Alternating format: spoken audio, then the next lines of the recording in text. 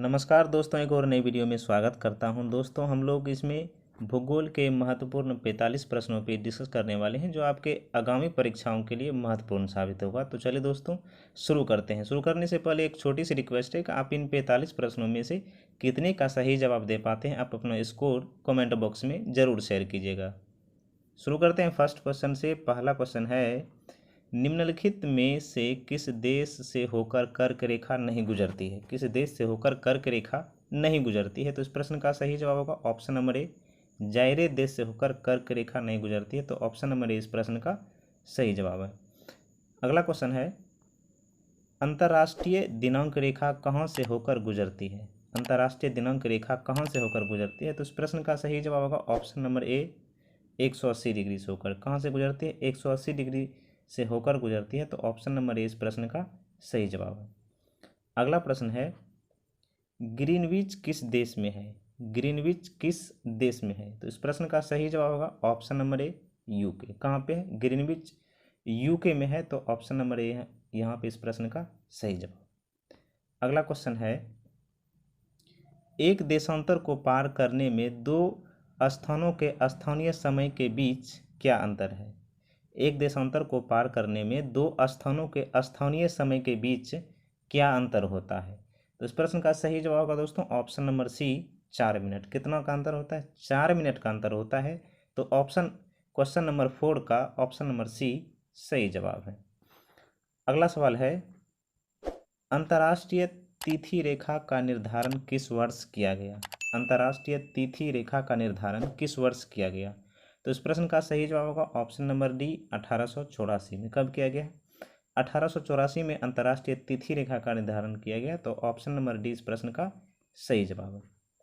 अगला सवाल है, भारत का प्रमाणिक समय किस स्थान से निश्चित किया जाता है? भारत का प्रमाणिक समय किस स्थान से निश्चित किया जाता है? तो इस प्रश्न का सही जवाब होगा दोस्तों ऑप्शन नंबर सी, इलाहाबाद। कहाँ से निश्चित किया गया जाता है? इलाहाबाद से निश्चित किया। तो ऑप्शन नंबर सी इस प्रश्न का सही जवाब है। अगला प्रश्न है, भूपृष्ठ का कितना भाग अवसादी सेलों से ढका है? भूपृष्ठ का कितना प्रतिशत भाग अवसादी सेलों से ढका है? तो इस प्रश्न का सही जवाब है दोस्तों ऑप्शन नंबर बी, 75%। कितना प्रतिशत भाग? 75% भाग अवसादी सेलों से ढका है। तो ऑप्शन नंबर बी इस प्रश्न का सही जवाब है। अगला सवाल है, कोयला किस चट्टान में पाया जाता है? कोयला किस चट्टान में पाया जाता है? तो इस प्रश्न का सही जवाब है दोस्तों ऑप्शन नंबर ए, परतदार चट्टान। परतदार चट्टान में कोयला पाया जाता है। ऑप्शन नंबर ए सही जवाब।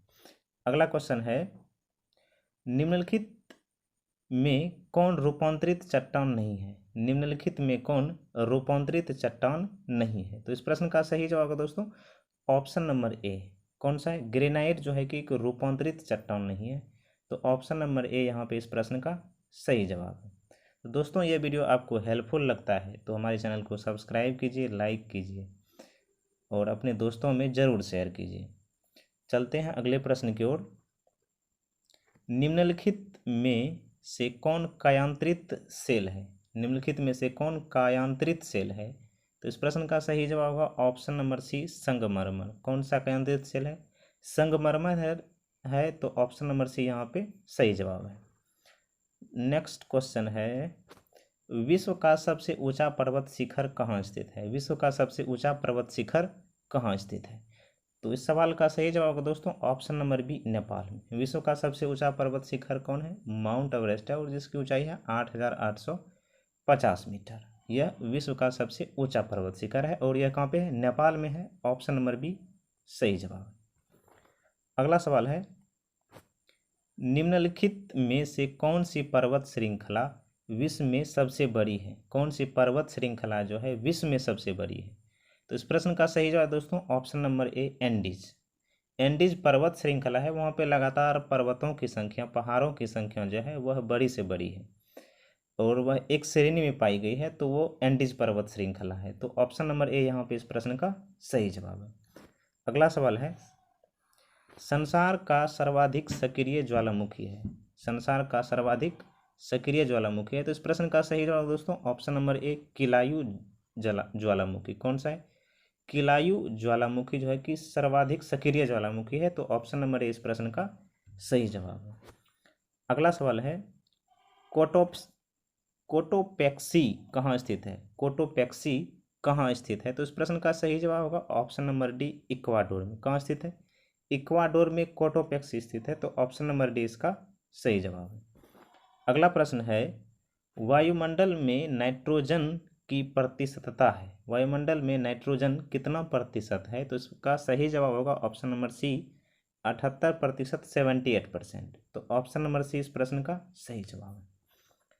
अगला क्वेश्चन है वायुमंडल में सर्वाधिक मात्रा में विद्यमान अक्रिय गैस कौन सी है? वायुमंडल में कौन सा अक्रिय गैस जो है कि सर्वाधिक मात्रा में पाया जाता है, जिसका प्रतिशत अधिक है?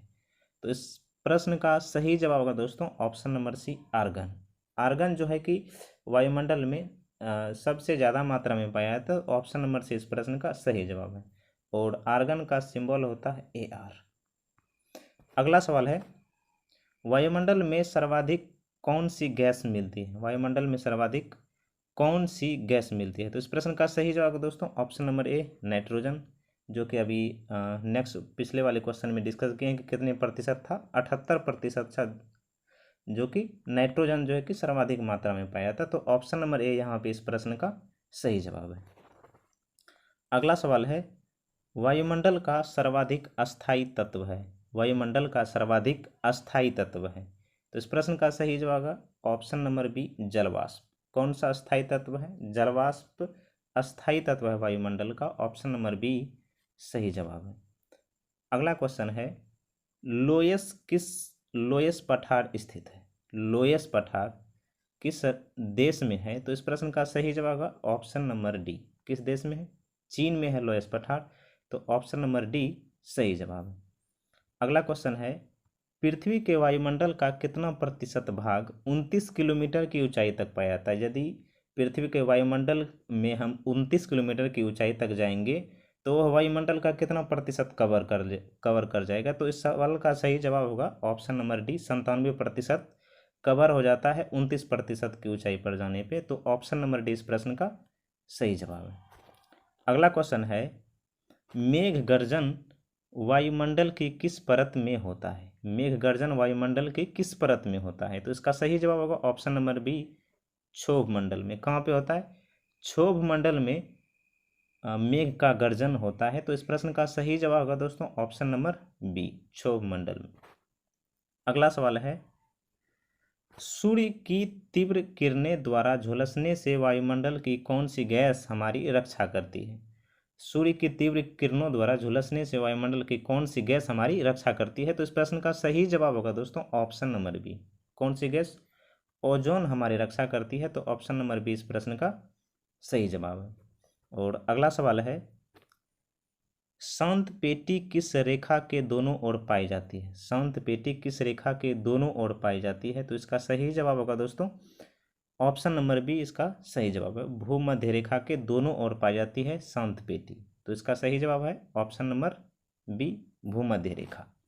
अगला सवाल है निम्नलिखित में से किसे प्रकृति का सुरक्षा वाल्व कहा जाता है? प्रकृति का सुरक्षा वाल्व कहा जाता है, तो इसका सही जवाब होगा दोस्तों ऑप्शन नंबर ए, ज्वालामुखी को प्रकृति का सुरक्षा वाल्व कहा जाता है, ज्वालामुखी को, तो ऑप्शन नंबर ए इस प्रश्न का सही जवाब है।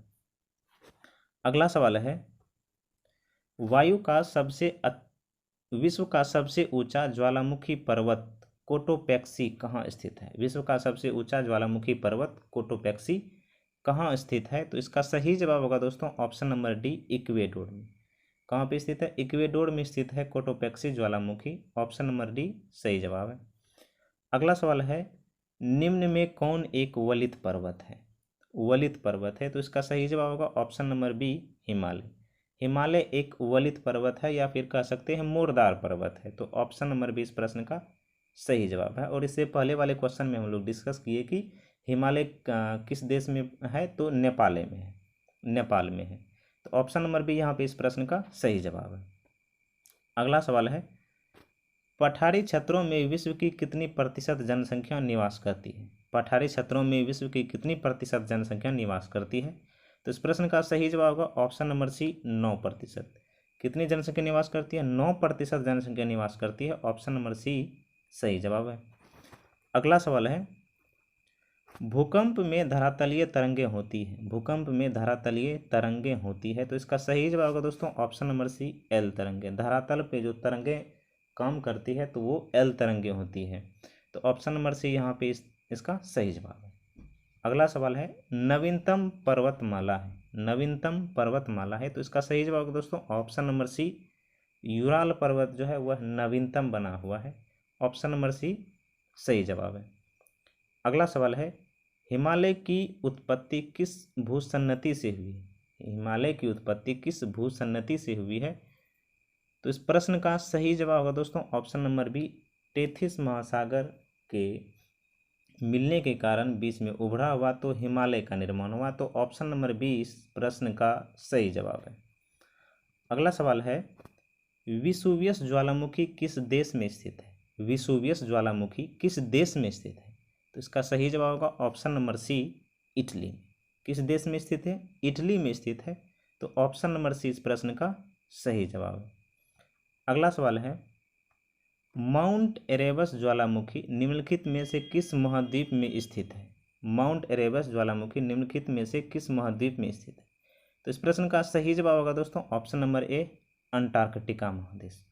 अंटार्कटिका महाद्वीप में स्थित है। तो ऑप्शन नंबर ए इस प्रश्न का सही जवाब है। अगला प्रश्न है, वायुमंडल में सबसे अधिक ओजोन कहाँ पर केंद्रित है?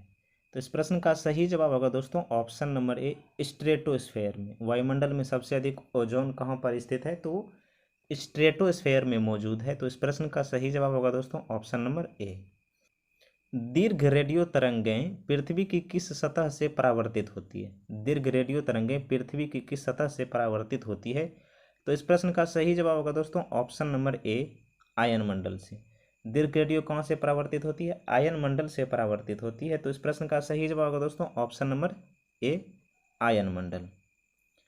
अगला प्रश्न है,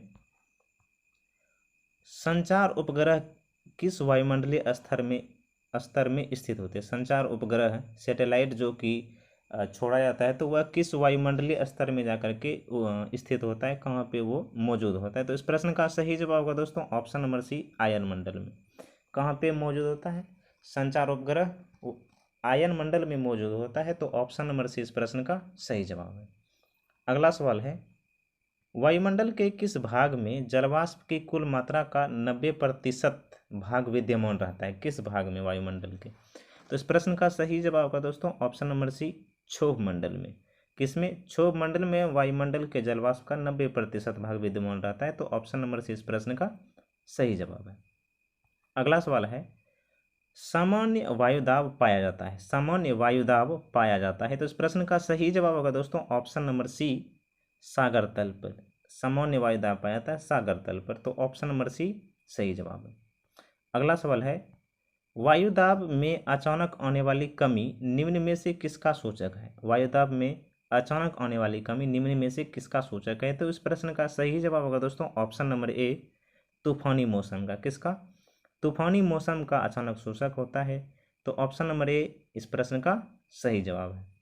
अगला सवाल है, वायुमंडल का कौन सा भाग रसायन मंडल का एक भाग है? वायुमंडल का कौन सा भाग रसायन मंडल का एक भाग है? तो इस प्रश्न का सही जवाब होगा ऑप्शन नंबर डी, ओजोन मंडल। ऑप्शन नंबर डी इस प्रश्न का सही जवाब है। अगला प्रश्न है, उच्च दाब क्षेत्र से भूमध्य सागर की ओर चलने वाली पवनें होती है। उच्च दाब क्षेत्र से भूमध्य सागर की ओर चलने वाली पवनें होती है। तो इस प्रश्न का सही जवाब होगा दोस्तों ऑप्शन नंबर ए, व्यापारिक पवनें। ऑप्शन नंबर ए इस प्रश्न का सही जवाब है। उच्च दाब क्षेत्र से भूमध्य सागर की ओर चलने वाली पवनें व्यापारिक पवनें होती है। तो ऑप्शन नंबर ए इस प्रश्न का सही जवाब है। अगला सवाल है, हवाई जहाज प्रायः किस में उड़ते हैं? हवाई जहाज प्रायः किस मंडल में उड़ते हैं? तो इस प्रश्न का सही जवाब होगा ऑप्शन नंबर सी, समताप मंडल में। किस में? समताप मंडल में हवाई जहाज उड़ते हैं। तो ऑप्शन नंबर सी यहाँ पे इस प्रश्न का सही जवाब है। अगला प्रश्न है, वायुमंडल की सबसे निचली परत कहलाती है। वायुमंडल का सबसे निचली परत कौन सा होता है? तो इस प्रश्न का सही जवाब होगा ऑप्शन नंबर ए, क्षोभ मंडल। कौन सा होता है? क्षोभ मंडल होता है। ऑप्शन नंबर ए सही जवाब है। अगला प्रश्न है, चक्रवात की आकृति इनमें से किस प्रकार की होती है? चक्रवात की आकृति इनमें से किस प्रकार की होती है? तो इस प्रश्न का सही जवाब होगा ऑप्शन नंबर सी अंडाकार। चक्रवात की आकृति कैसी होती है? अंडाकार होती है। ऑप्शन नंबर सी सही जवाब है। अगला और लास्ट प्रश्न, चक्रवात का शांत क्षेत्र क्या कहलाता है? चक्रवात का शांत क्षेत्र क्या कहलाता है? तो इस प्रश्न का सही जवाब होगा दोस्तों ऑप्शन नंबर ए चक्षु। चक्रवात का शांत क्षेत्र चक्षु कहलाता है। ऑप्शन नंबर ए इस प्रश्न का सही जवाब होगा। तो दोस्तों ये थे हमारे 45 ज्योग्राफी के महत्वपूर्ण प्रश्नों पे हम लोग डिस्कस किए हैं। तो मिलते हैं अगले नए एपिसोड में। तब तक के लिए जय हिंद, जय भारत।